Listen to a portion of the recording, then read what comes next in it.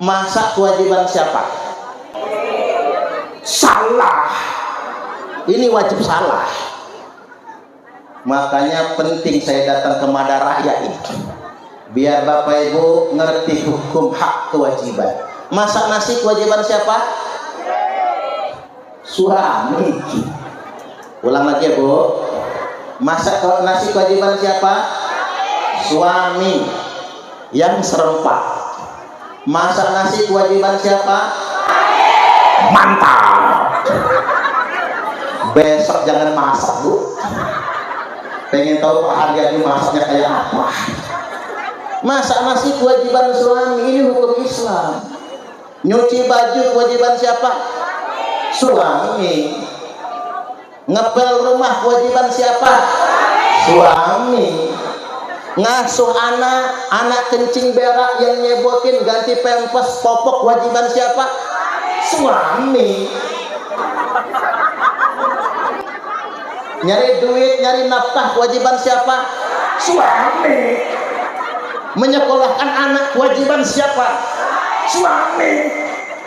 Nah lo bapak-bapak, Pak Yai Ketua MUI penting juga ini. Itu kewajiban suami, ini hukum Islam. Saya mendukung fatwa Majelis Ulama Indonesia, mudah-mudahan segera keluar fatwa tahun 2024, masak, nyuci, ngepel, cari duit, nyekolahin anak, kewajiban suami.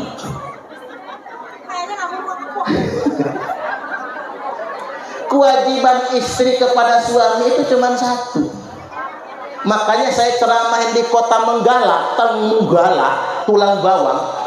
Ibu-ibu di Menggala berdiri semua.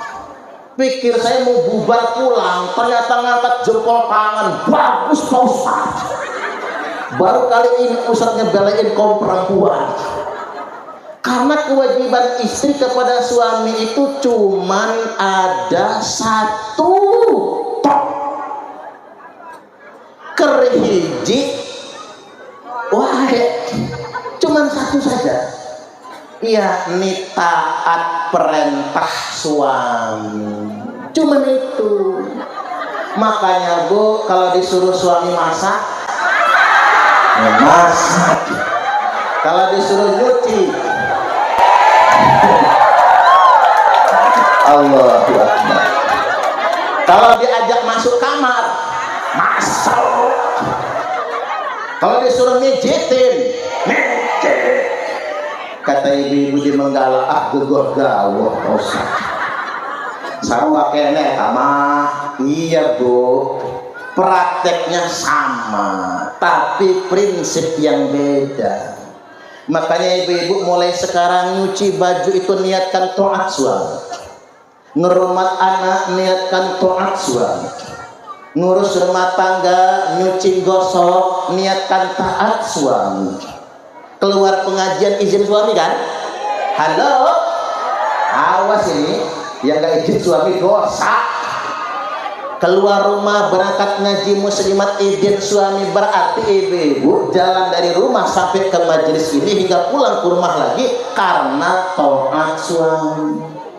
Kalau semuanya ibu-ibu kerjakan karena taat suami, ibu-ibu masuk surga semua.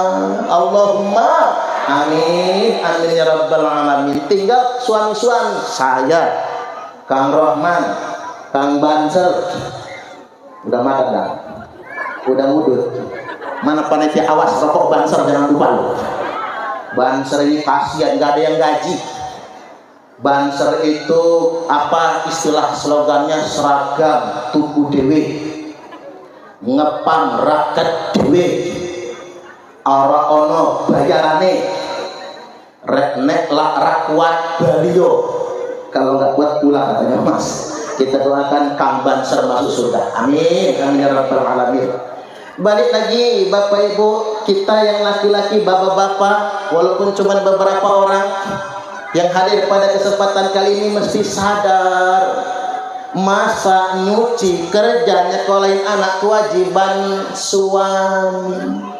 Tapi karena suami nggak sempat nyuruh istri, maka suami wajib terima kasih dengan istri. Dengerin tuh bapak-bapak. Sekali-kali ngapa sih ngomong terima kasih? Mama, Terima kasih mama. Capek mama masakin, capek mama nyuci. Itu kan kewajiban papa mama. Karena papa nggak sempat, papa ngongkot mama, nyuruh mama. Mama taat sama papa. Maka papa doakan semoga mama masuk surga. Woi bu, pak, istri didoakan begitu. Oh, resep di hati bapak ibu, sumringah bahagia. Istri bikin kopi, ting ting ting ting ting ting ting. Begitu disodorkan ke suami, makasih ya ma. Papa janji gak akan kawin lagi. Langsung bikin kopi lagi. Kan jarang-jarang suami terima kasih sama istri, ya enggak bu? Jarang-jarang. Oh, oke, mulai sekarang lah Pak Haryadi harus rajin terima kasih sama istri. Bapak-bapak harus rajin terima kasih. Sekali-kali panggil istri mama kadieu mama. Naon atuh papa? Mama sedang membersihkan kaletong. Duduk istri gemeter, pikir Pak kepala pekon mau izin kawin lagi. Pikir begitu. Duduk mama. Rogoh kantong kiri kanan pak. Agak seret. Tarik duit 15 juta. Agak banting. Jeger. Ini uang apa papa? Kata si laki, ini uang belanja mama. Buat beli beras, bayar token listrik, ongkos anak sekolah, cicilan kulkas, cicilan Tupperware mama, cicilan baju muslimah yang belum lunas. Udah lunas belum sih? Awas tuh kalau belum lunas. Buat arisan kira-kira cukup mama? Cukup papa. Malah ada sisanya. Kalau sisa simpen sama mama. Begitu bini ngekep duit 15 juta mau nyimpen ke kamar, nanti dulu mama. Naon deui atuh papa? Rogoh lagi kantong kiri, ambil lagi 15 juta. Jeger. Ini apa lagi papa? Ini bonus untuk mama. Capek mama ngurus papa, capek mama melumah alias ngangkang. Ini 15 juta bonusnya. 15 juta uang belanja, 15 juta bonusnya 30 juta. Mau nggak bu? Mimpi sampai judul langit lah bu. Itu kalau suami mampu. Kalau suami cuman camat, cuman kepala pekon, nggak mungkin bisa ngasih 30 juta sebulan. Ya bayar. Kalau suaminya pengusaha bisa.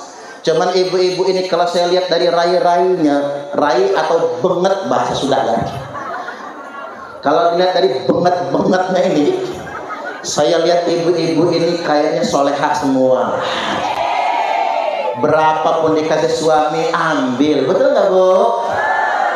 Cuman ibu-ibu ini pak paling sebel sama suami yang pelit, ngasihnya cuman dikit. Itu pun diungkit-ungkit. Ada nggak zaman sekarang? Yang mana orangnya? Kalau ikut ke sini, nggak masalah berapa banyak yang dikasih. Ini udah ngasihnya dikit, udah pelit ngasih dikit, diungkit-ungkit. Ini yang nyesek di hati, sakit rasanya. Sakitnya tuh di sini, di dalam hatiku. Pokoknya ibu-ibu ini kayaknya sih habis pengajian muslimat ini solehah semua nantinya. Amin. Arba'un min sa'adatil mar'i. Nabi sallallahu alaihi wasallam telah menegaskan 4 indikasi, 4 alamat, 4 tanda-tanda kebahagiaan seorang suami di dunia atau kebahagiaan kita di dunia ini. 1, antakuna zaujatuhu salihatan. Hendaklah punya istri yang salihah, istri yang nerimo. Bu, ibu-ibu nerimo gak?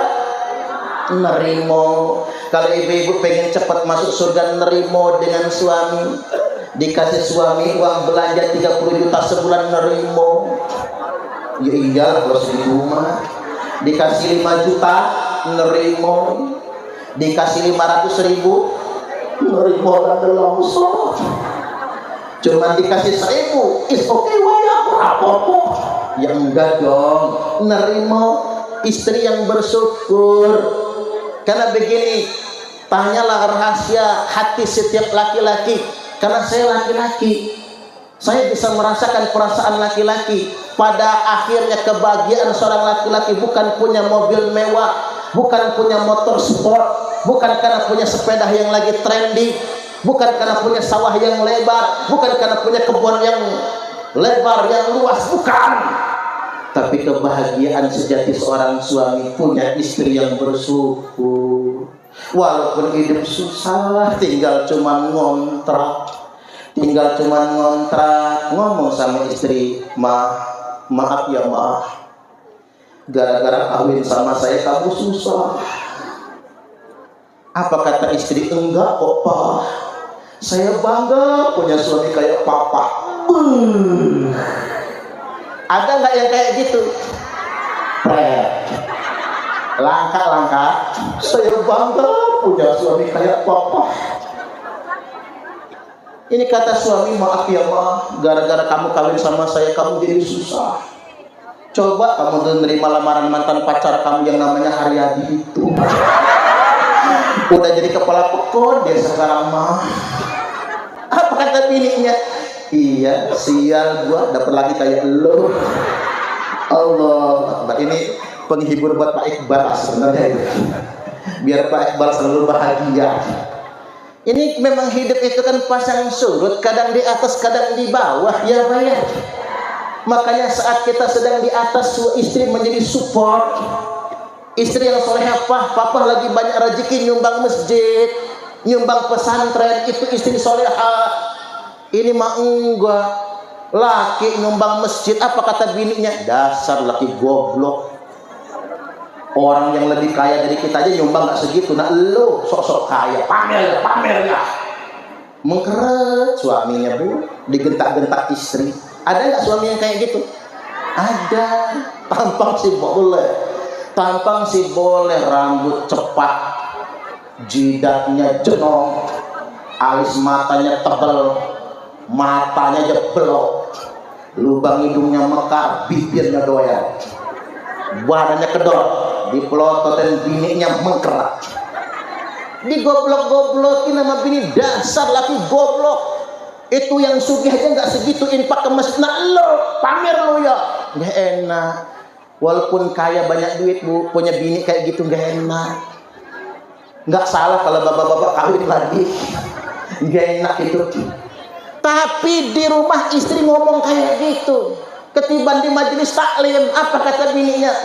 Maaf ngomong, kalau nggak laki gua nggak jadi tuh masjid. Ini omongan di rumah beda, omongan di luar juga beda. Karena ngapa punya istri yang nggak syukur, istri nggak support. Ketiban suami susah, istri soleh itu mensupport. Yang namanya rezeki itu milik berdua, ya Pak ya. Ingat Bo, halo, dengeken rungokno, dengerin. Suami itu cuma kerja, suami cuma ikhtiar. Ingat, tapi ingat, berkah atau tidaknya istri tergantung pendawiran. Berkah atau tidaknya rezeki tergantung pendawiran istrinya. Makanya hati-hati, jangan salahkan suami kalau lagi susah. Bareng-bareng doa kepada Allah. Riyadhah, mudah-mudahan Allah lancarkan rezekinya. Allahumma amin, amin ya rabbal alamin. Yang kedua, kalau hidup ingin bahagia itu wa auladuhu abrara, punya anak-anak yang berbakti, punya anak banyak, pinter semua Pak. Ujung-ujungnya jadi orang hebat. Satu jadi insinyur di Australia, nggak pulang kampung, kerja di Australia. Yang satu jadi dokter, praktek di Bandar Lampung, nggak mau pulang ke Pringsewu. Yang satunya lagi jadi pengusaha, tinggal di Jakarta. Anak banyak, nggak ada yang ngurus orang tua. Akhirnya orang tua sepi di masa tua. Anak jauh, mantu judes. Cucu-cucu gak kenal eyang kakung, eyang putri, emih aki. Unggang umeh kajut. Neneknya gak ada yang kenal, gak ada yang kenal sama tamu. Gak ada yang kenal bapak ibu. Karena apa? Orang sukses semua. Makanya anak jangan dipinterin semua. Ada satu dibiarin goblok aja. Biarin dia, itulah yang tinggal di Madaraya. Itulah yang ngurus orang tua. Kau dibikin pinter semua, nyesek bu, nyesek. Makanya nih kepada warga Madaraya yang masih punya orang tua, mumpung lagi ngaji, tak pesenin, bakti sama orang tua, diurus dengan baik. Kalau engkau memperlakukan orang tuamu seperti raja, maka rezekimu pun akan seperti rezeki para raja. Tapi kalau engkau memperlakukan orang tuamu seperti pembantu, rezekimu pun akan seperti rezeki pembantu. Capek nyarinya, tapi tidak akan pernah cukup selama-lamanya. Orang tua itu Tuhan kedua. Makanya jangan kehilangan bakti dengan kedua orang tua. Makanya saya jadi ingat cerita Kang Tubagus Jasmine. Tubagus Jasmine ini mau jadi tentara, tinggal tanda tangan orang tua nggak boleh. Ya nggak boleh siapa emaknya, takut mati di Timur. Akhirnya, tapi saya ingin sampaikan sama Bapak Jasmine, memang nggak jadi tentara nggak apa-apa, tapi ridho orang tua itu utama. Karena rumangsa orang tuanya punya anak lanang cuma satu, mati pula pikir dia nantinya, mati perang di Timur. Rumangsa bakti sama orang tua, ngurus orang tua, itu yang terpenting. Makanya Babe Tubagus Jasmine ini punya istri, mu'alaf istrinya dari agama Katolik masuk Islam. Mu'alaf Bapak Ibu, punya istri, ngurus anak-anak dengan ikhlas, ngurus mertua dengan ikhlas. Nanti dipotong deh, kirim sama ibu di rumah biar dia senang. Perjuangan ngurmat suami, ngurmat anak berapa? 8 ya Bu? Oh, ngurmat anak 7, ngurus orang tua dengan ikhlas.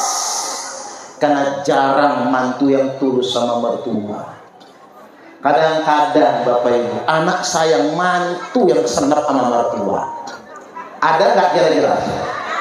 Mana orangnya? Karena kalau ada, kadang-kadang mantu itu Bu yang nyemburuin mertua, ketiban suaminya ngasih orang tuanya. Apa kata si istri? Kelon sama emak lu sono, nggak usah keluar sama gua. Nggak boleh kayak gitu. Maka ingat, yang masih punya orang tua, baktilah kepada kedua orang tua. Jangan sia-siakan kedua orang tua. Perlakukan orang tuamu seperti raja, maka rezekimu pun akan seperti rezeki para raja. Kalau kata ibu saya, tak ulang. Kalau kata ibu saya tapi nggak bisa bahasa Indonesia, Bu. Bisanya bahasa Inggris. Ame anak lemah, umak dek dena minta. Ame anak sare, umak nangis yang malam. Ini bahasa Inggris king stone. King itu raja, stone itu batu raja. Ame anak lemah, umak dek dena minta. Nek anak yang seneng kalau anaknya kaya, ibu nggak pengen minta, betul nggak Bu? Tapi kalau dikasih ya mau. Tapi Bu Yau jangan ditawari. Si Ujang merantau dari Madaraya ke Bandung, sampai Bandung Sugi, nelpon ke Madaraya, nelpon emak, masih ada duit, masih Jang. Cukup nggak mak? Cukup. Nggak mak, ngomong aja, mesti dikirim lagi apa enggak usah nak. Ini anak goblok. Udah pintar tapi goblok. Mengapa saya katakan goblok? Kalau ngasih orang tua nggak usah ditawari. Iya Pak ya. Ya enggak? Kasih aja. Ibu mah paling pinter bohong sama anak. Coba anak sakit dikompres sama emak, anak nanya, emak nggak capek? Enggak nak. Emak nggak ngantuk? Enggak, berarti ngantuk. Hidup susah tinggal ngontrak, dapat besek isinya rendang Padang, disuapin semua ke anak kan. Emaknya nggak apa-apa pakai nasi sama garam, yang penting anak makan rendang. Anaknya nanya, mama nggak makan rendang? Enggak nak, mama nggak suka rendang. Padahal rendang udah itulah emak. Nggak ada yang bisa mengalahkan ketulusan seorang emak. Betul. Maka buat anak-anak, bakti sama orang tua. Saya ingin tegaskan pada kesempatan kali ini, tidak akan mati. Tidak akan mati anak yang durhaka kepada orang tua aja. Sebelum dia merasakan sakit seperti yang dirasakan orang tua, maka mumpung orang tua masih ada, jangan pernah sia-siakan kedua orang tua. Yang keempat, indikator yang ketiga, maksud saya indikator keluarga bahagia, orang bahagia itu adalah wa khulatuhu sholihin, punya tetangga-tetangga yang baik-baik. Ini tetangga-tetangga di Madaraya baik gak? Baik semua ya, tetangga-tetangga yang baik. Kemudian yang keempat, wa ayyakuna rizquhu fi baladih, hendaklah rezekinya dari kampungnya dewe. Makanya hidup yang bahagia itu kalau kita maisah punya penghidupan di Prengsewu aja, di Pagelaran saja, di Madaraya saja, jangan jauh-jauh merantau. Nggak usah ke Hongkong bu, cocok atau cocok? Nggak usah ke Malaysia.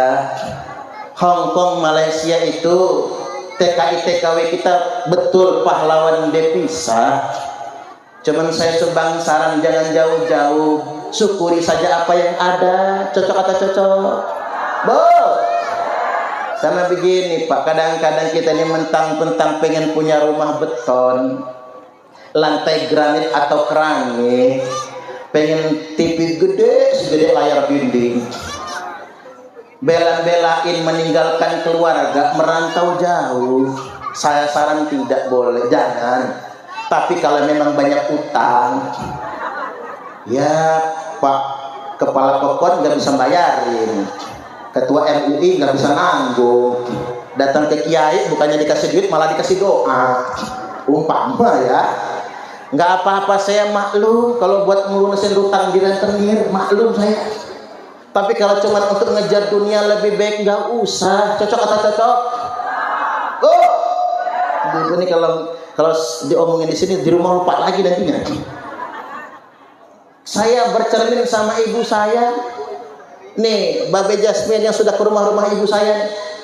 Rumah ibu saya itu kayu bukan beton. Panggung setengah tiang, dindingnya kayu, atapnya genteng. Tinggal di kampung, di tengah kebun, jelma leuweung cenah. Unggul kata orang Jawa mah. Tapi ibu saya hidup bahagia, nggak punya utang, nggak saingan sama tetangga. Syukuri apa yang ada. Hidup yang paling sengsara itu kalau melihat nikmat orang.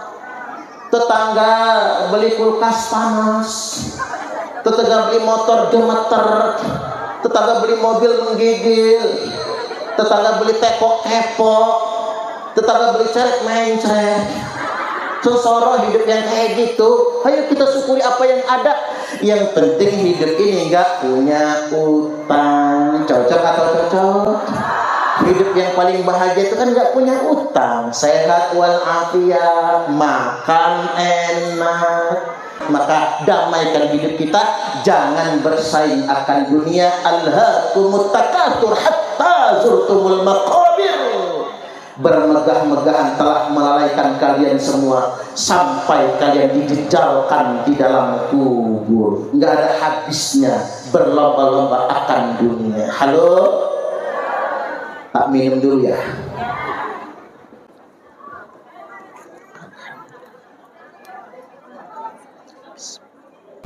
Baik, lanjut Bu. Masih betah? Kalau ngaji pagi itu enak, ibu-ibunya semangat. Tapi kalau pengajian malam, ibu-ibunya khusyuk, kepalanya nunduk, matanya merem, ngeces pula ya. Kalau ngaji pagi itu enak Pak, ibu-ibu belum ngantuk soalnya. Baik, selanjutnya kita akan masuk ke tema kita, yakni peran wanita muslimah dalam dakwah Islamiyah An-Nahdiyah. Saya ingin tekankan yang pertama, peran ibu-ibu ini sebagaimana sabda Nabi sallallahu alaihi wasallam, al-baitu madrasatul ula. Rumah tangga itu sekolah yang pertama. Al-mar'atu madrasatul ula. Seorang ibu adalah madrasah pertama bagi anak-anaknya. Jadi nomor satu guru, nomor satu itu bukan guru TPQ, TPA. Guru nomor satu bukan guru ngaji, bukan guru PAUD, guru TK, tapi guru yang nomor satu dan paling utama, al-mar'atu madrasatul ula. Seorang istri adalah madrasah pertama bagi anak-anak kita.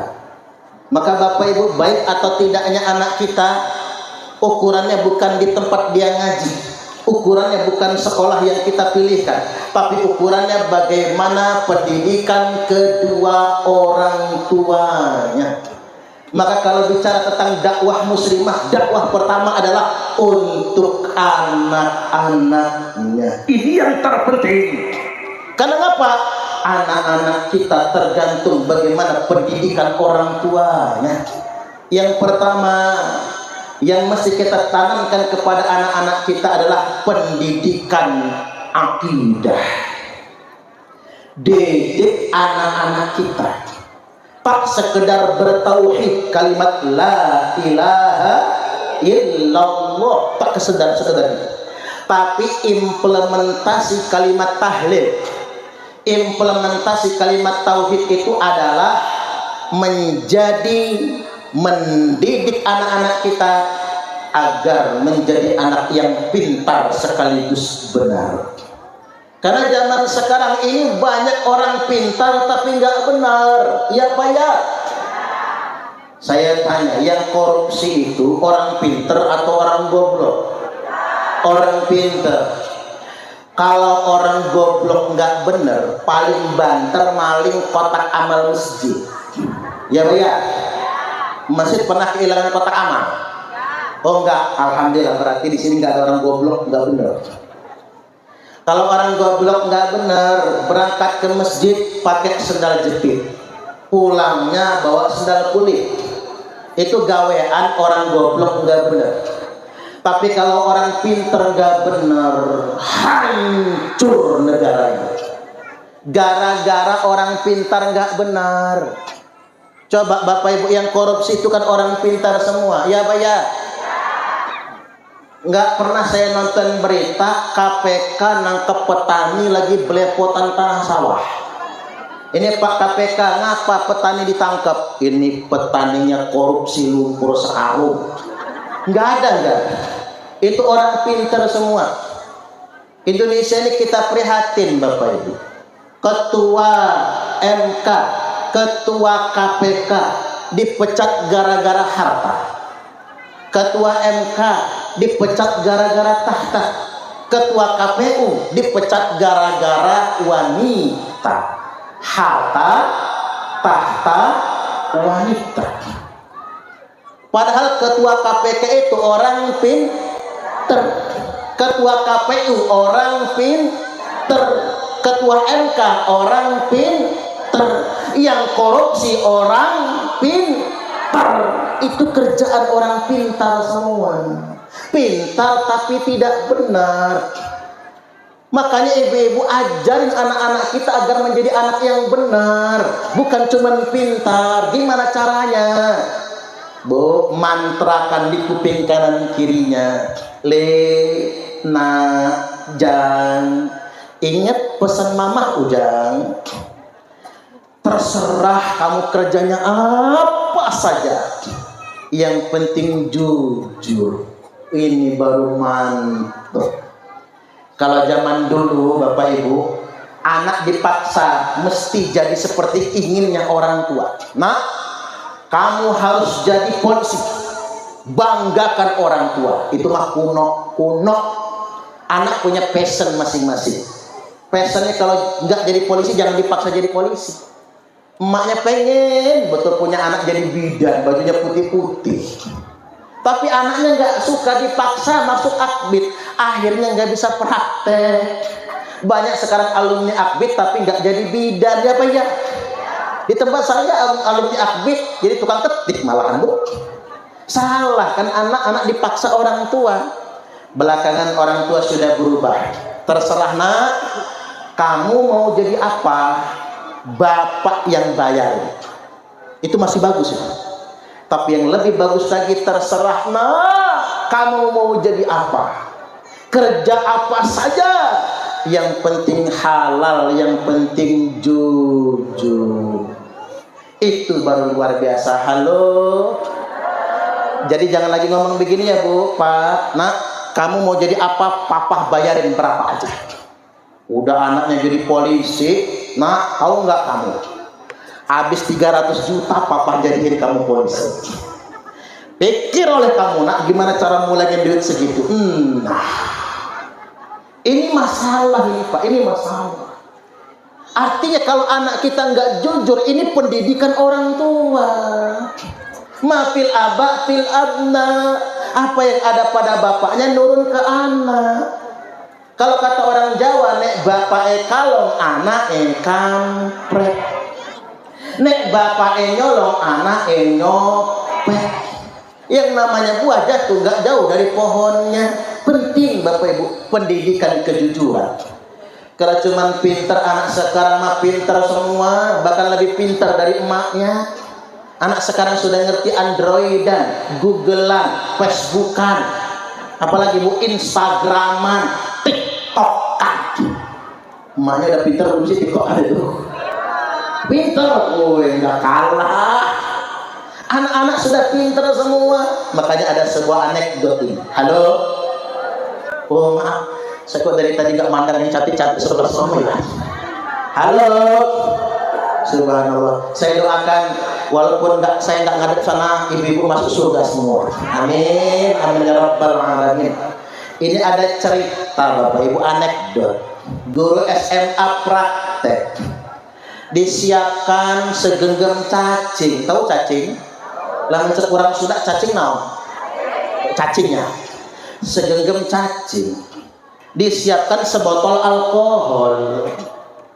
Lantas kemudian 2 gelas Bapak Ibu, 1 gelas diisi alkohol, 1 gelas diisi air putih.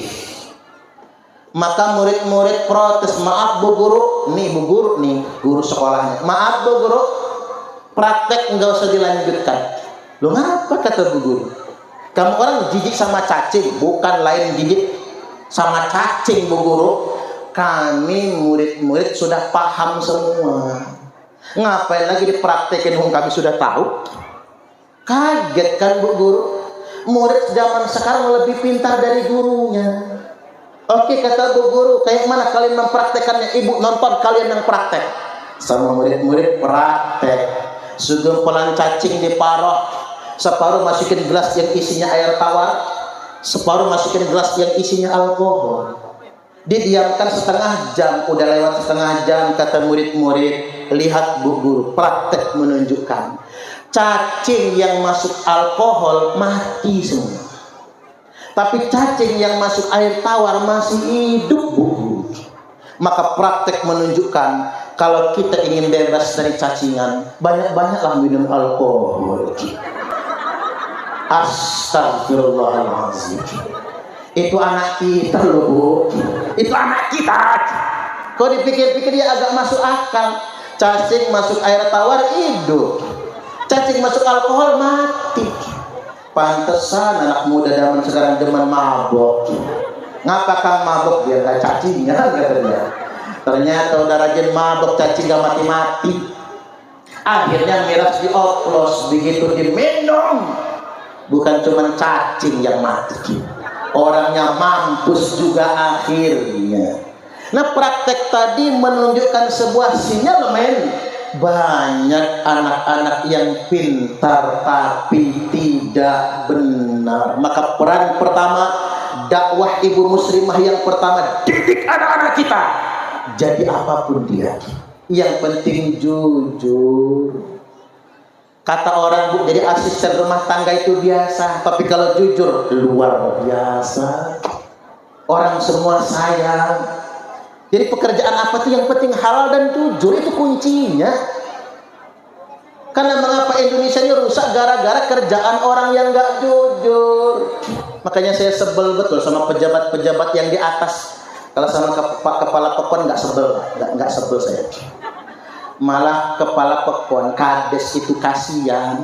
Pak Kakon, saya tanya jujur, harus jawab jujur lagi Pak.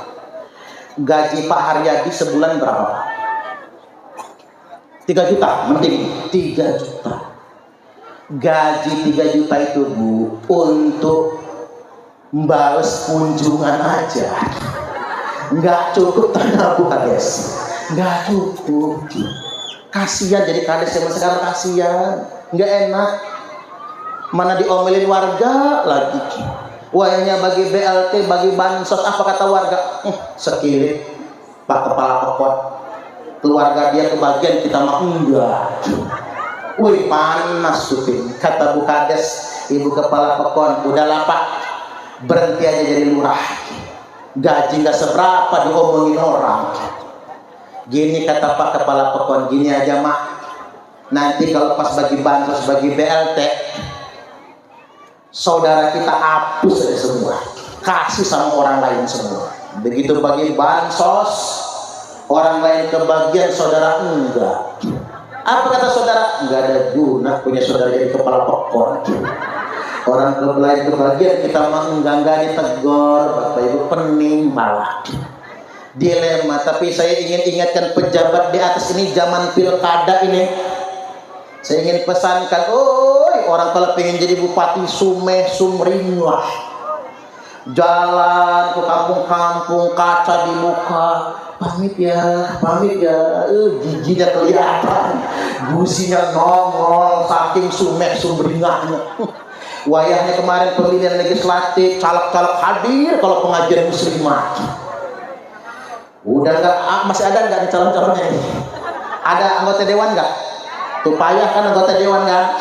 Saya ingin ingatkan kepada pejabat, bupati, gubernur, anggota DPR, termasuk juga menteri presiden. Anda itu dibiayai oleh rakyat, ya Pak ya? Bu, sampean harus cerdas mulai sekarang. Yang beli interasi di Istana Negara yang ditempati oleh Pak Jokowi, yang beli interasi di rumah dinas Bupati Prengsewu, yang beli interasi di rumah dinas Gubernur Lampung, itu yang belikan masyarakat. Yang membelikan adalah rakyat. Sampean Bu yang beliin itu. Kamar mereka pakai AC, ruang tamu pakai AC, ruang tengah pakai AC, dijaga Pol PP, yang bayar rakyat. Maka ingat para pejabat, jangan lupakan rakyat. Jangan lupakan rakyat. Dia mah enak Bu, bagi-bagi jabatan, ya kan? Ingat para menteri, jangan korupsi, dia menteri. Gara-gara korupsi menteri, jalan ke Madaraya tadi sempat gak ada sinyal. Karena ngapa? Towernya dikorupsi sama Joni Plate. Korupsi itu luar biasa Bapak Ibu merajalela. Korupsi dari sektor pertambangan saja 300 triliun per tahun. 300 triliun itu nolnya berapa? Nggak tahu. Ibu-ibu ambil kalkulator, pencet error kalkulator, kebanyakan nol. 300 triliun itu nolnya 14. Itu kalau dibelikan sebelah semua sama bakso, tenggelam Madaraya ini sama lautan bakso. Bukan cuma Madaraya, Lampung aja tenggelam, Bu. Saya pernah ngitung itu kalau 300 triliun dibelikan lato-lato. Main anak-anak itu tenggelam sama lato-lato Lampung ini. Saking banyaknya. Mbok yo jangan korupsi, kasihan sama rakyat Indonesia ini, negeri yang kaya. Tongkat kayu dan batu bisa jadi tanaman, bukan lautan tapi kolam susu. Bukan lautan tapi kolam susu. Negeri yang remah, gemah, ripah, roh jinawi, tentro, tentrem, kertora, harga, hijau, ranau-ranau. Inilah Indonesia Raya tercinta. Kalau nggak dikorupsi, per kepala kebagian 20 juta sebulan. Kalau nggak dikorupsi. Makanya saya usul sama pemerintah, ini usul saya. Program makan siang gratis itu ganti saja dengan sekolah gratis. Tuh Pak Presiden, rakyatmu semuanya. Di mana saja saya ceramah, ketika saya nyebut begini, ibu-ibu nggak usah disuruh tepuk tangan. Berarti yang dibutuhkan ibu-ibu sekarang ini sekolah gratis. SD, SMP, SMA gratis. Kalau bisa kuliah gratis. Ini beban orang tua.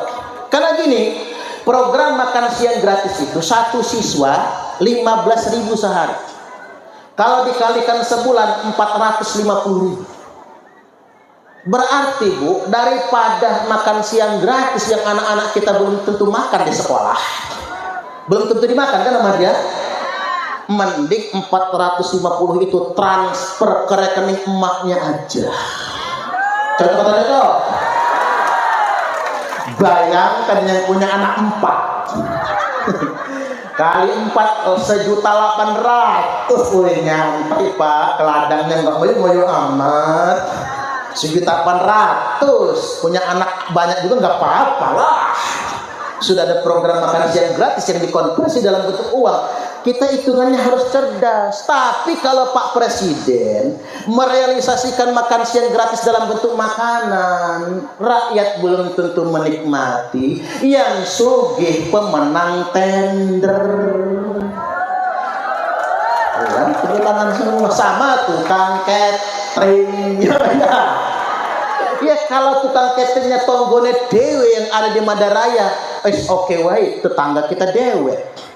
Ini tukang cateringnya diambil dari Bandar Lampung, yang sugih orang Bandar Lampung, yang di Pensewu tetap sengsara. Nah ini penting, program harus cerdas, betul-betul mementingkan kepentingan rakyat, mensejahterakan rakyat. Nah itulah mengapa kita mesti mendidik anak kita pintar sekaligus benar, dengan harapan mudah-mudahan putra Madaraya ada yang jadi presiden Republik Indonesia nantinya. Allahumma amin amin ya rabbal alamin. Lanjut deh. 2. Pendidikan ibadah. Ini dakwah ibu-ibu. Apa dakwah di pendidikan ibadah? Murus sabiyya bis salati idza balagos ab'asinin. Kongkon perintahkan anak-anak untuk sholat kalau umurnya sudah 7 tahun. Wa idza balagha 10 sinin, kalau anak-anak kita sudah berumur 10 tahun belum mau sholat juga, fadribuhu ilaiha, gebrak gara-gara meninggalkan sholat. Jadi dakwah ibu muslimah itu ntar dulu cuap-cuap di mana, ingat satu, suruh anaknya sholat. Umur 7 tahun disuruh sholat, umur 10 tahun kalau nggak sholat gebuk. Tapi ingat, pendidikan yang paling utama bukan mukul, tapi teladan, contoh. Emak bapaknya mesti sholat. Jangan kayak kata orang, sholat zuhur mepet asar, asarnya nunggu maghrib, maghribnya mentok isya, isaknya ketiduran, subuhnya kesiangan. Ketimbang sholat subuh niatnya usolli fardhos subhi rakaatain mustaqbilal qiblati, kodokan billahi ta'ala. Lah kok kodokan Pak jam 8 sholat subuhnya, walaupun secara fikih benar. Bapak Ibu kalau bangun subuh kesiangan, makan niatnya jangan adaan, harus kodokan lillahi ta'ala. Nah istri nyusul, apa kata istrinya? Usalli fardhas subhi rakaatain mustaqbilal qiblati, kesiangan lillahi ta'ala. Lah kok kesiangan, Bu? Jam 10 sholat subuhnya. Nanti anaknya niru. Apa kata anak-anak kita? Usalli fardhas subhi wal zuhri wal asri wal maghribi wal isya'i keroyokan oplosan nilai tamu, hancur sholatnya. Orang Jakarta lebih hebring. Apa kata orang Jakarta? Subuh maraton, zuhur ke salon, asar main badminton, maghrib mainin handphone, isya nonton sinetron, mati kena Smackdown yang malaikat Israfil. Bu, ulang sekali lagi, Bu. Subuh maraton, zuhur ke salon, asar main badminton, maghrib mainin handphone, isya nonton sinetron, mati kena Smackdownnya malaikat Israfil. Didik anak untuk sholat dengan cara memberi keteladanan. Dalam hukum boleh mukul anak kalau nggak sholat, tapi yang dipukul cukup pantatnya. Ingat, haram nampar wajah. Halo ibu-ibu muslimat, rungokno dengeken dengerin. Haram nampar muka, haram jitak kepala. Ingat bapak-bapak, nggak boleh nempelin kepala anak, haram. Apalagi ninju. Jangan jewer kuping, Bu. Ini kerjaan mama nih. Jangan jewer kuping, jangan narik jambang, tidak boleh nyubit perut. Ibu-ibu itu kalau sudah nyubit perut, jangan deh, Bu. Anak saya itu tak lihat kok biru pahanya. Pikir saya digigit hantu. Ternyata bener, Bu, emaknya hantu yang digigit.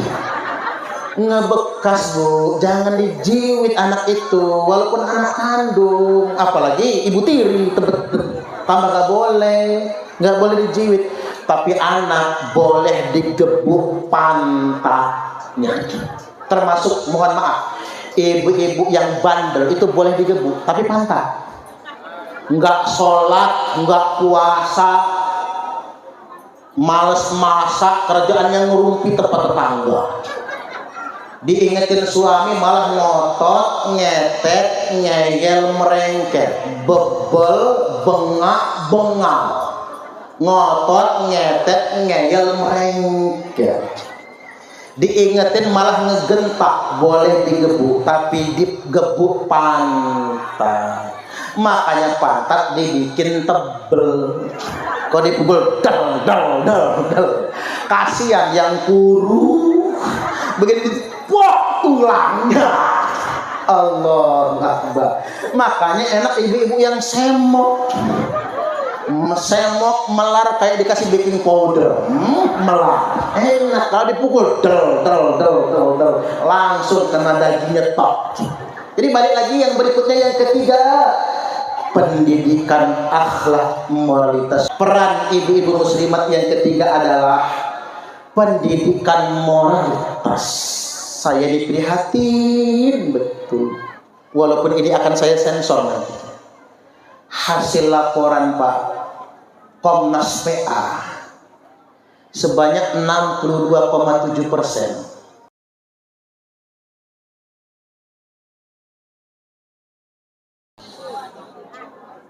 Ibu-ibu masih perawan. Kadaluarsa. Pergaulan bebas merajalela. Lah mencet Dul Sumbang naon, Bu? Lagunya Dul Sumbang yang runtah itu ya.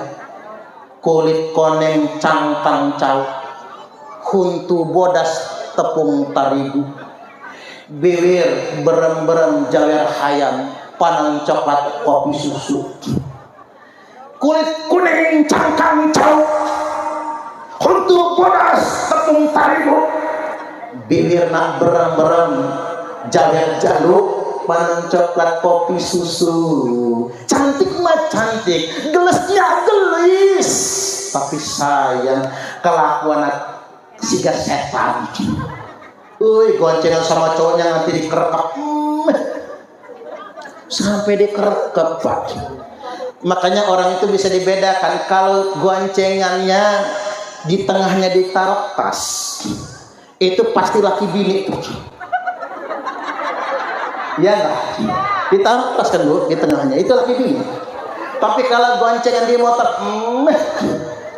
pasti pacaran ya. Gimana Kang Bambang parah kira-kira? Pasti pacaran. Apalagi tangannya ngegerayang-gerayang. Yang cowok begini-begini, yang cewek begini-begini. Pasti pacaran. Kita ini kadang-kadang mesranya kebalik. Lagi pacaran, mesranya. Tapi begitu sudah nikah kayak musuhan, senep bawaannya. Ini jangan sampai sering mikir ke depan, makanya hati-hati Bu punya anak, dijaga, Bu. Ibu-ibu kalau punya ayam perempuan, ayam betina, tiba-tiba ayamnya nggak pulang, hilang. Kita menebak kalau nggak dimaling orang ditangkap elang, kan begitu. Setelah 21 hari ayamnya pulang, bawa anak 10.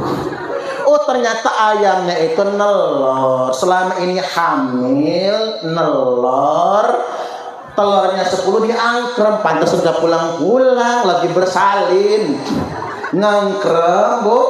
Begitu netes dibawa pulang, anaknya 10. Nah kalau ayam tadinya hilang, begitu pulang bawa anak 10, senang gak Bu? Senang gak Bu? Senang dong. Tapi punya anak gadis gak pulang-pulang. Begitu pulang bawa anak, senang gak Bu? Kiamat, miring dunia ini Bu, miring. Karena ngapa kita kadang-kadang lebih sayang sama ayam daripada anak gadis. Ayam nggak pulang, pekarangan orang dikelilingin Bu. Tetangga sampai tersinggung, ngapa sih? Enggak, ayam saya nggak pulang-pulang. Tersinggung tetangga. Tapi anak gadis jam 11 malam belum pulang ke rumah, cuek aja. Kadang-kadang kita lebih sayang sama ayam daripada anak gadis sendiri. Makanya ingat pendidikan moralitas, jangan sampai orang tua kemudian menjadi lalai. Lanjut nggak? Masih tangguh waktunya ya? Dikit lagi, tak minum dulu. Baik, di bagian akhir, karena peran wanita muslimah dalam dakwah Islamiyah an-nahdiyah. Nah, di bagian akhir kita akan bicara tentang peran dakwah Islamiyah an-nahdiyah. Apa itu? Pendidikan Islam wasatiyah dan waton. Karena NU ini Bapak Ibu sudah menegaskan dirinya adalah wasatiyah, ummatau wasatah, moderat, tengah-tengah. Jadi bukan yang ekstrim, tidak ekstrim kanan, tidak juga ekstrim kiri. Ingat kita akidah Ahlus Sunnah wal Jamaah, al-kufru amman qala la ilaha illallah. Kita mengendalikan diri kepada orang yang mengucapkan kalimat la ilaha illallah. Wala nukaffiruhu bidzambin, jangan gampang mengkafir-kafirkan orang. Wala nukhrijuhu minal islami bi'amalin, jangan mudah memurtad-murtadkan orang. Nah ini Islam wasatiyah. Jadi orangnya NU nggak boleh main kopar kafir. Kafir orang diomongin, kafir dewe orang dikate. No kata dawuh Mbah Wali Gus Dur Abdurrahman Wahid, nggak boleh. Itu penyakit Bapak Ibu. Hati-hati kalau kita mengkafirkan orang, kafir balik ke sini. Hati-hati. Kalau kita menyalah-nyalahkan orang, salah balik ke sini. Saat tunjuk kita satu ke depan, ada 4 jari lain balik ke belakang. Hati-hati. Maka kita jangan mengkafir-kafirkan orang. Saya ambil contoh anekdot biar emak-emak paham. Ibu-ibu ini nggak boleh terlalu tinggi materinya Pak. Harus agak renyah dikit. Ada tukang cukur. Ada nggak tukang cukur di Madaraya? Ada tukang cukur.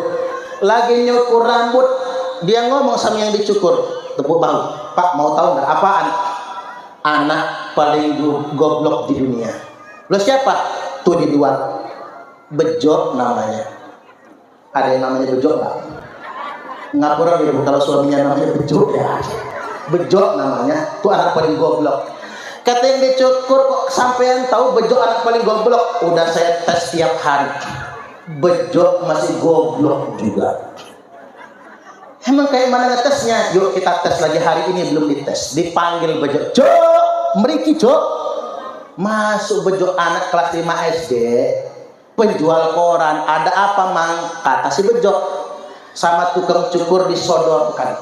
Tangan kanan duit 5.000, tangan kiri duit 1.000. Milih Jo.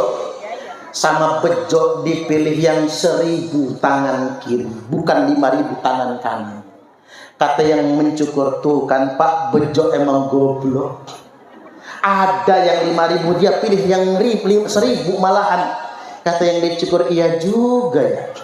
Selesai cukur rambut, dia bayar, keluar, sampai di luar muncul rasa penasaran yang dicukur itu. Ketemu Bejo tadi. Jo, sini dulu Jo. Ada apa Om? Ini duit berapa Jo?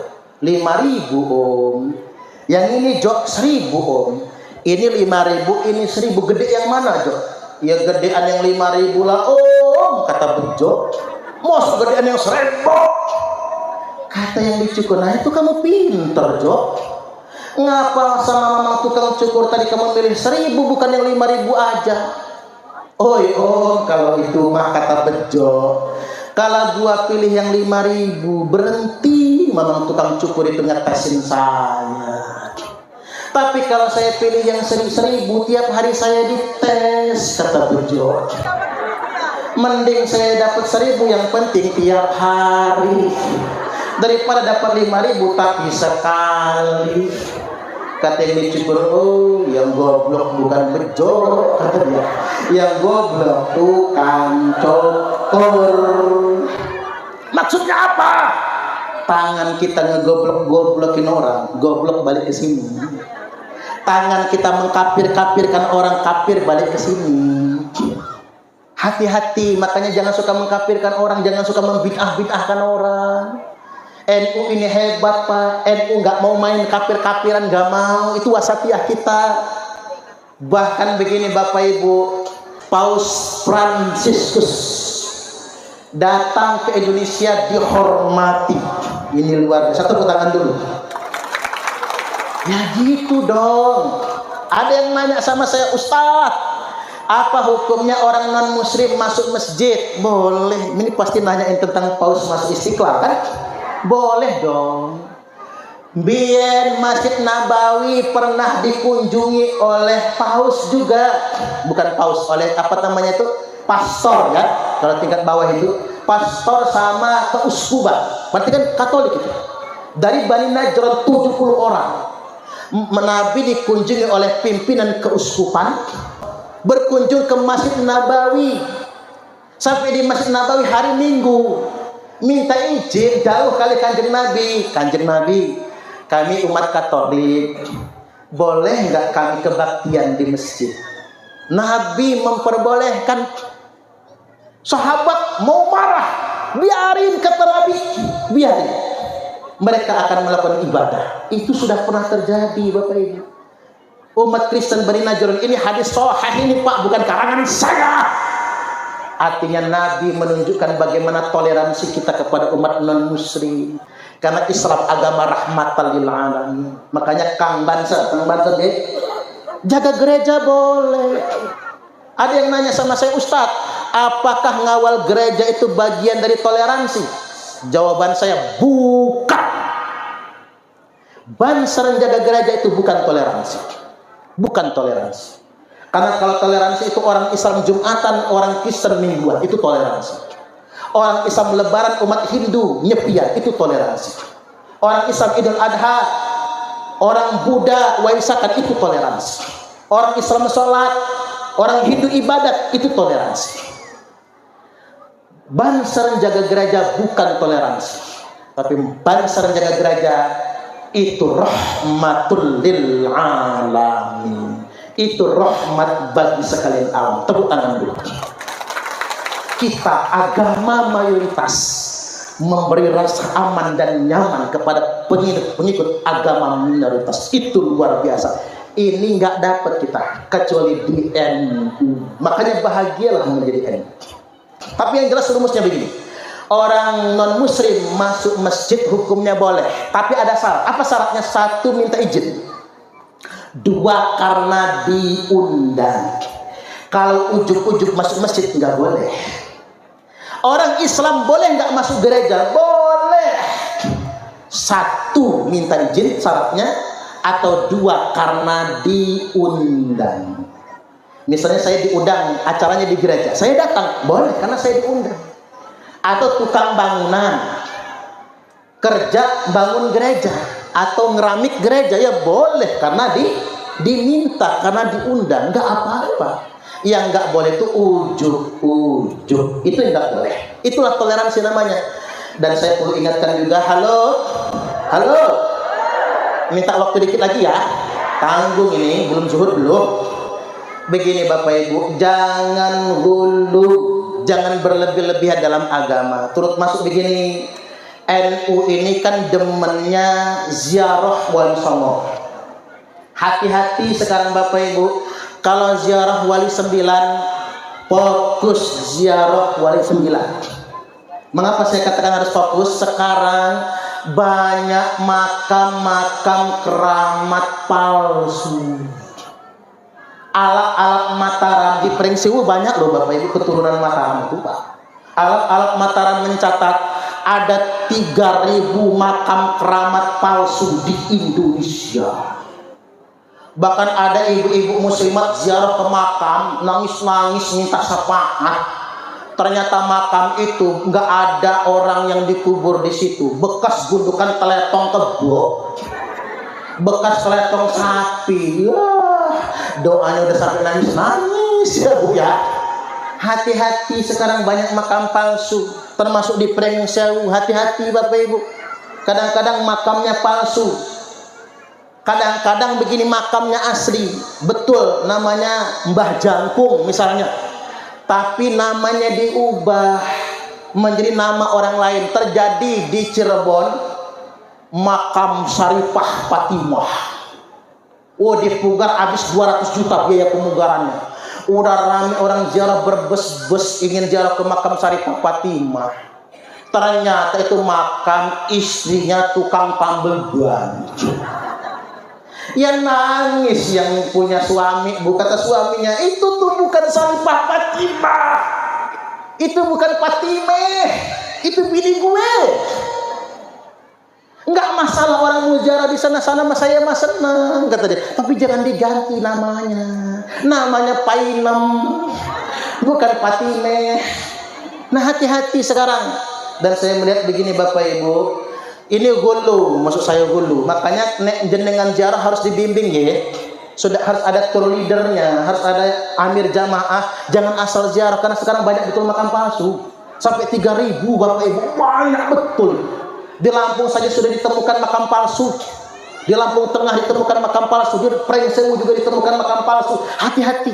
Dan selalu dibalut dengan keramat. Bahkan saya kaget.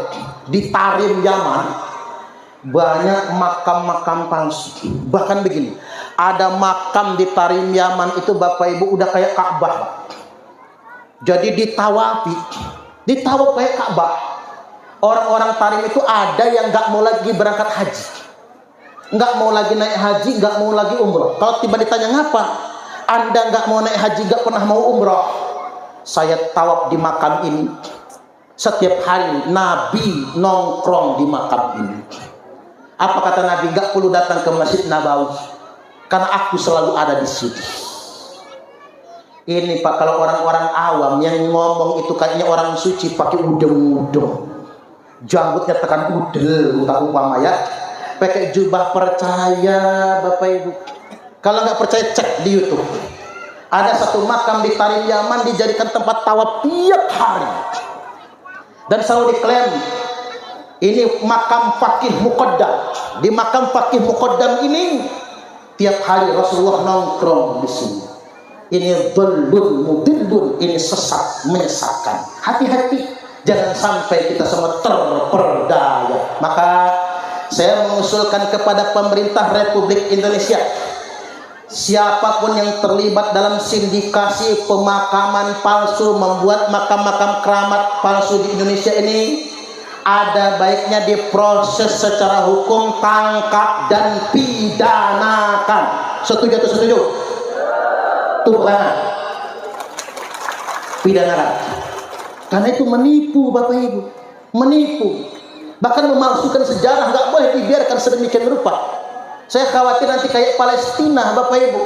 Palestina itu begitu. Israel menguasai Palestina dengan membuat 3.000 makan palsu seluruh orang Israel. Akhirnya Israel sekarang bisa menguasai Palestina. Apa Indonesia juga mau begitu kan? Hati-hati, kita semua wajib waspada. Jangan terperdaya. Baik, bagian terakhir sekali. Selain wasatiyah, kita juga wasaton. Apa itu wasaton? Setia kepada negara kesatuan Republik Indonesia. Saya ingin sampaikan 2 hadis buat ibu-ibu semua. Halo, halo. Inna ummati la tajtami'u ala dhalalah.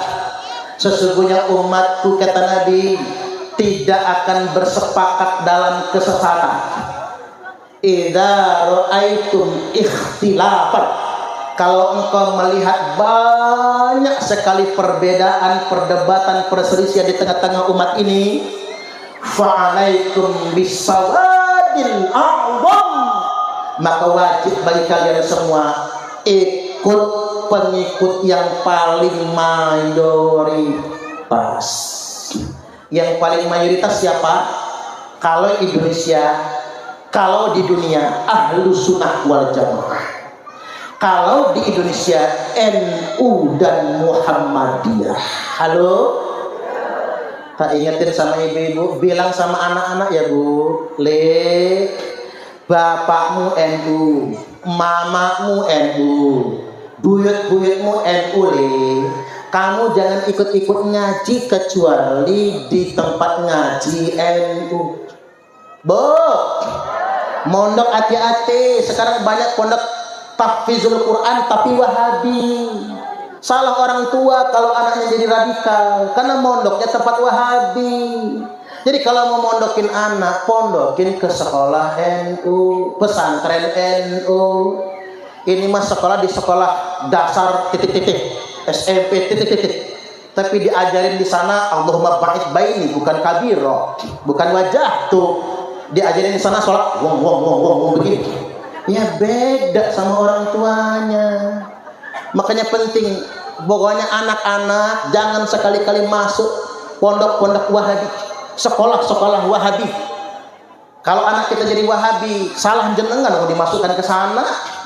Begitupun yang Muhammadiyah. Nah, bapak Muhammadiyah, mak Muhammadiyah, kakek nenekmu Muhammadiyah, jangan masuk kelompok-kelompok radikal itu. Pesan sama anak-anak, pilih organisasi yang memang setia dengan NKRI, Bapak Ibu. Nah, hadis yang kedua, nanti umat ini akan berfirqah-firqah. Hanya ada satu firqatun najiyah, hanya ada satu firqah yang selamat. Apa itu? Wahiyal jamaah, yakni al-jamaah. Apa itu al-jamaah? Yakni negara. Seandainya Bapak Ibu pening ber-NU kagak, ber-Muhammadiyah tidak, LDII mau, nggak mau berorganisasi, nggak mau berfirqah-firqah, Pak, mau cari aman. Kayak TNI Polri kan nggak mungkin kan jadi NU Muhammadiyah, kan netral kan. Kalau mau aman, kelompok yang paling aman, paling selamat itu kata Nabi, negara. Yang penting kita setia dengan negara kesatuan Republik Indonesia. Apapun madhabnya, apapun Islamnya, walaupun jambut tekan udel, walaupun jidatnya sampai kapan, tapi dia ngajak kita melawan negara, ngajak kita melawan pemerintah yang sah. Kita boleh mengkritik pemerintah, tapi gak boleh melawan. Dosa Bapak Ibu. ngajak melawan negara, memberontak kepada negara kesatuan Republik Indonesia, maka itu sesat menyesatkan. Karena Islam mengajarkan kepada kita setia kepada negara. Baik, sekarang kita tutup dengan yel-yelan. Siapa kita? Yang kenceng ya. Ulang lagi. Siapa kita? Siapa kita? Siapa kita? NKRI, Pancasila, Madaraya, Madaraya, Madaraya. Allahul muwaffiq ila aqwamit thariq. Wassalamualaikum warahmatullahi wabarakatuh.